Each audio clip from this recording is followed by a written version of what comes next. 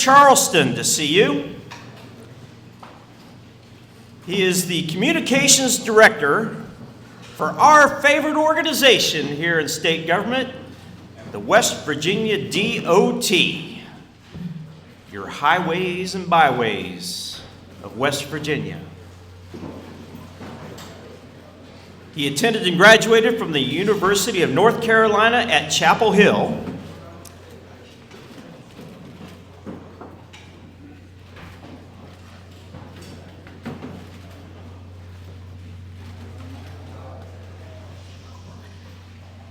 I'm doing the introduction, not you guys, so listen.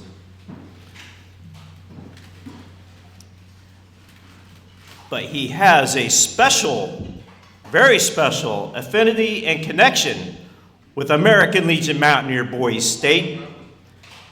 He attended and sat in this very room, just like you, but it was in 1981. Those of you who have your manual handy, I don't want you to dig it out, but if it's handy right there, open up to page 164 and look for 1981. And there's his picture. Yes, we welcome back the 1981 American Legion Mountaineer Boys State Governor Brent Walker.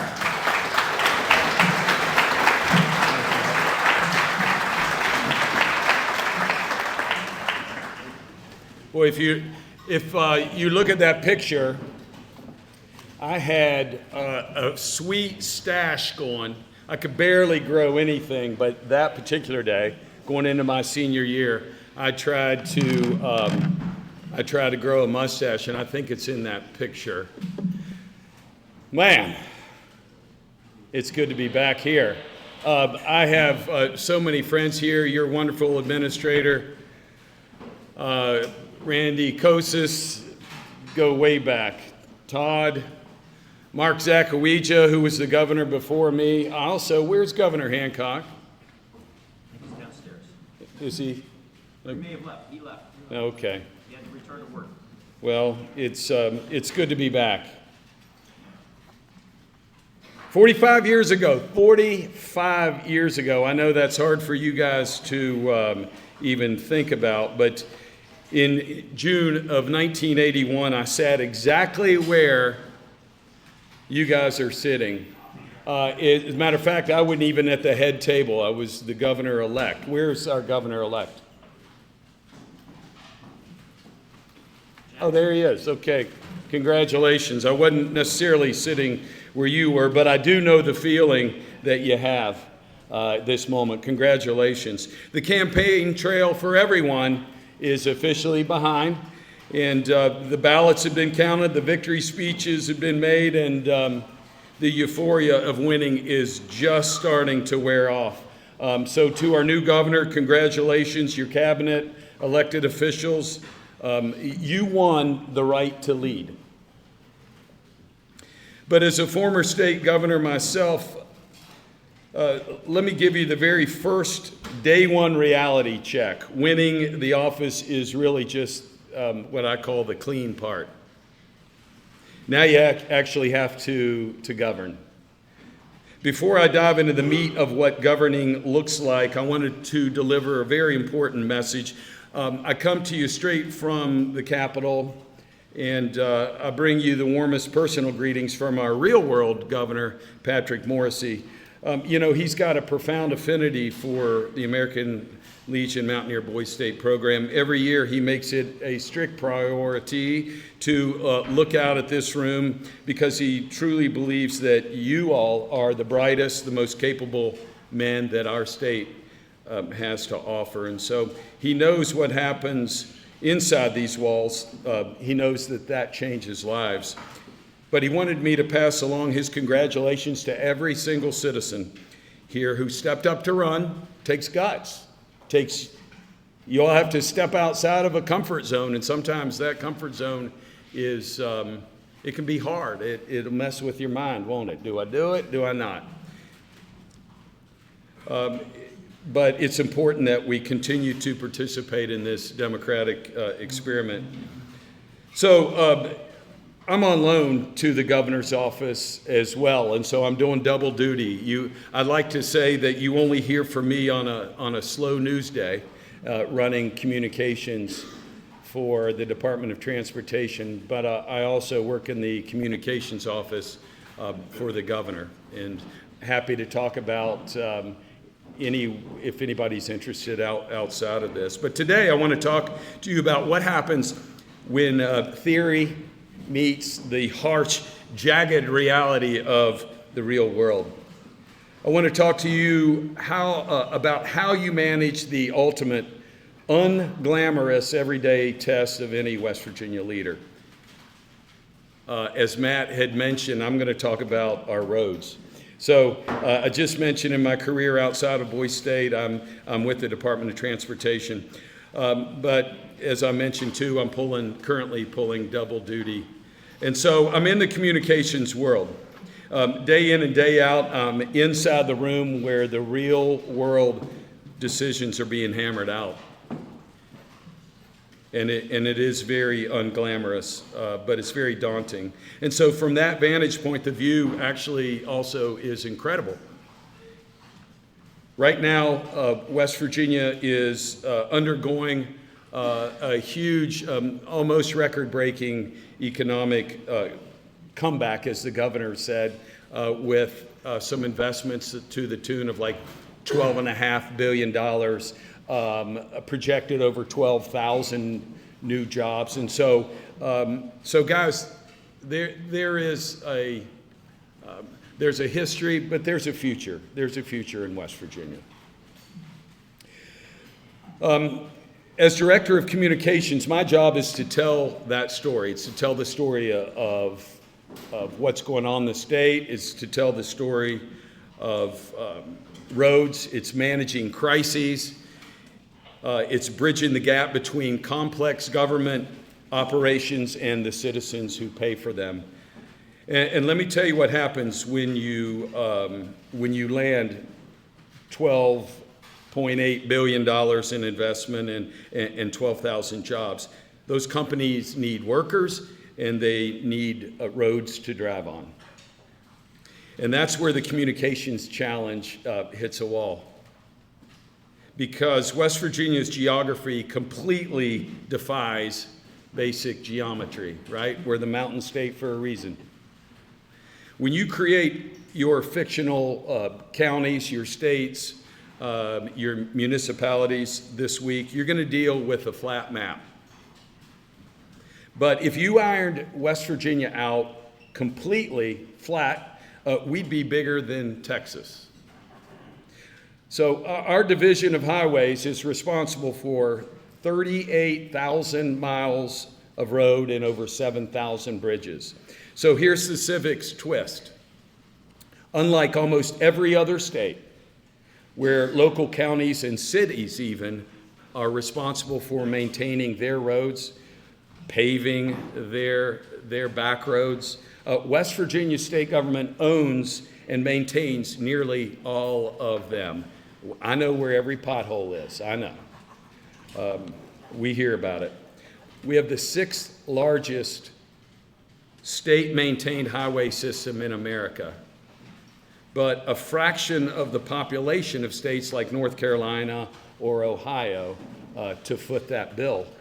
It's really a challenge, and I'm going to throw a challenge out to you all, and certainly Governor.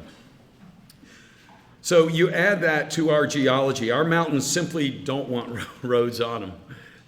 These mountains, we love them, don't we? But every spring, the freeze-thaw cycle shatters the asphalt. That's what creates potholes. Every heavy rain creates slips. A slip is under the road. A slide would be over top of a road. Where entire hillsides slide down, taking a lane of traffic with them. So as a leader, you aren't just fighting political opponents. You are fighting gravity, and you're fighting Mother Nature.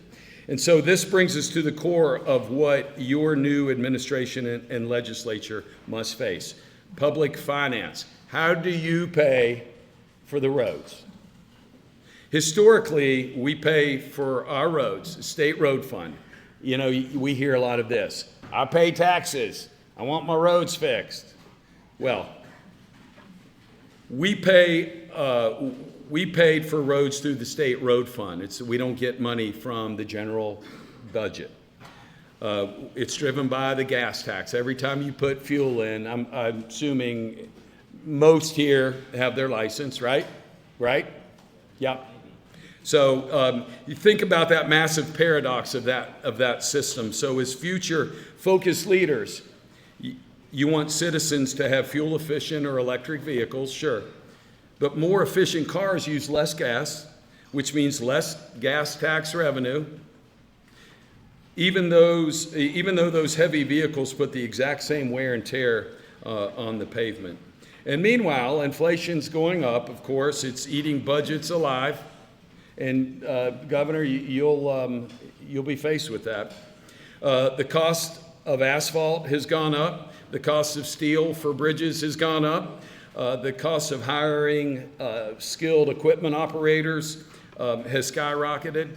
And so in recent years, our real world legislature has had to inject hundreds of millions of dollars into supplemental general revenue funds just to keep up with emergency repairs, and that doesn't even touch it. So, to the newly elected legislature sitting here today, when you debate your budget later, remember this real-world dilemma. Every dollar you spend patching a pothole in, let's say, Mon County, it's a dollar you can't spend on health care or the public schools, or upgrading broadband internet in McDowell County, or even taking a look at clean water. Governing is not the art of making everyone happy. It is the brutal science of choosing between competing necessities. It's tough. It's tough, and you guys are going to be faced with some tough decisions that in your world this week are going to matter. And I think it'll continue to raise awareness when you come outside of this wonderful campus. When working in Governor Morrissey's office, I see firsthand that it is incredibly easy for citizens to complain about a bad road. As a matter of fact, I view it sometimes as a state pastime. It's kind of what we do. And to make matters worse, inject social media where people can say anything they want. And other people, state workers, state road workers whose livelihoods are on those roads, they read those things. And it hurts. But it takes true leadership to understand and explain the mechanics of fixing it. And so when an angry citizen calls, they don't want to hear about the freeze-thaw cycle that creates the potholes or the budget trade-offs. They just want their axle unbroken. You guys may understand this. Their rims not bent, their tires not flat. And that's fair. But your job as leaders is to communicate transparently.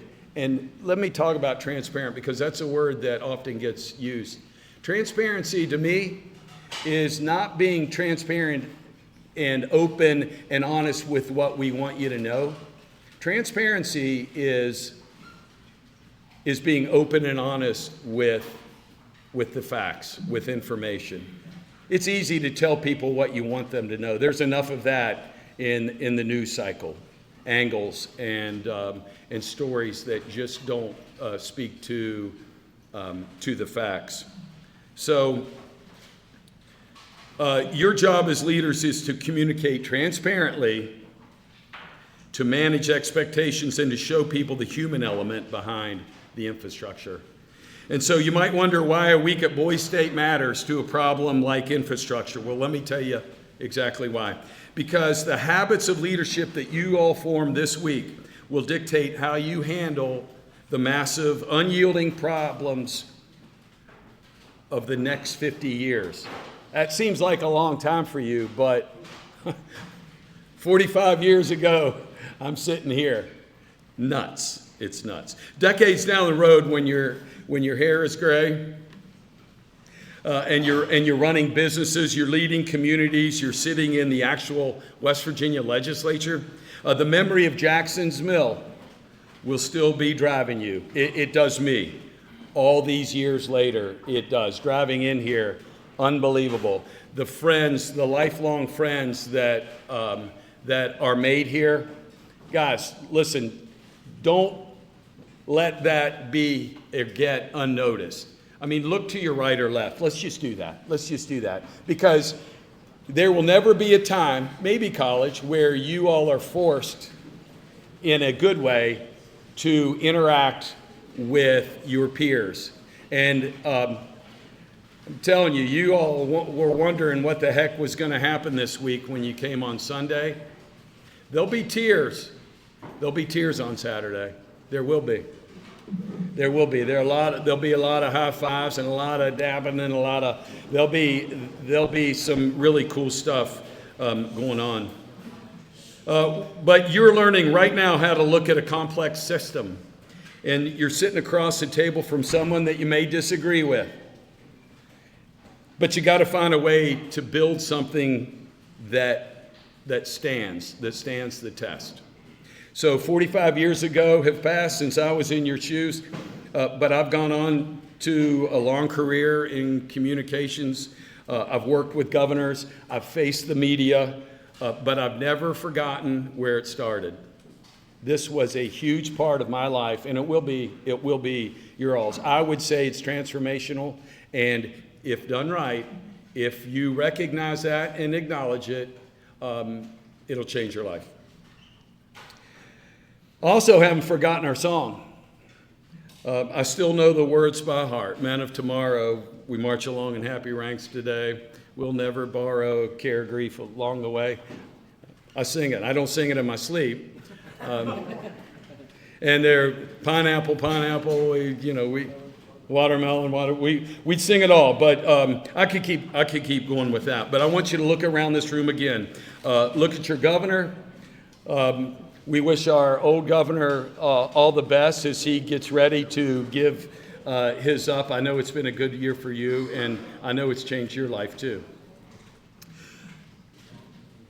But don't look for the easy answers this week, because easy answers don't build bridges, they don't pave roads. Go build a great state this week so that you can lead a greater one tomorrow. And so, as we say around here, thank you, Godspeed, and we'll proudly stand in our homeland where Mountaineers are free. It's great to be back, and I appreciate you guys, okay? Thank you all.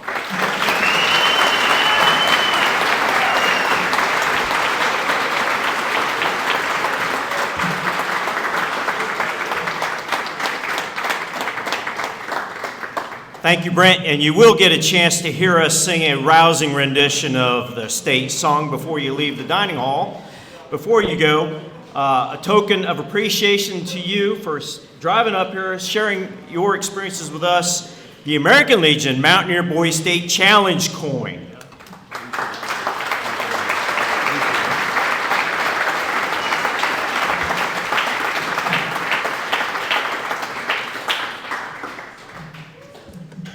There's going to be some special instructions later for